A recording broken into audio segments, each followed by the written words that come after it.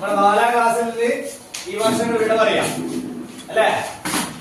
ഇനി നമ്മൾ ഒരിക്കലും എന്ത് ചെയ്യാം, ഒരിക്കലും ഇപ്പൊ ഇങ്ങനെ കൂട്ടിയിരിക്കാനുള്ള സാധ്യത വളരെ കുറവാണ്.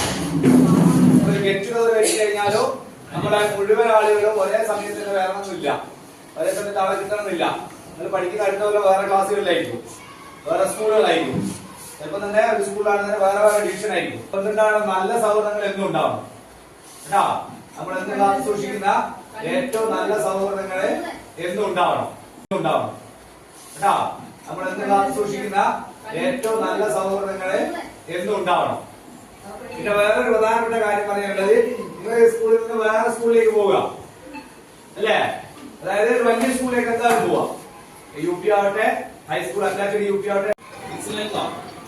ഇപ്പൊ പലരുടെ പേരുകളും നമ്മള് ഫേസ്ബുക്കിലും അതേപോലെ മാധ്യമങ്ങളിലും സോഷ്യൽ മീഡിയയിലൊക്കെ കാണുന്നുണ്ട്.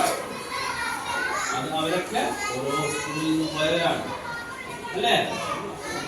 അത് നമ്മുടെ ജീവിതത്തെ നശിപ്പിച്ചിട്ടുണ്ടാവും. ഇപ്പൊ പറഞ്ഞിട്ട് മനസ്സിലാക്കാൻ കഴിയാത്ത ഒരുപാട് കുട്ടികളുണ്ടാവും അല്ലേ?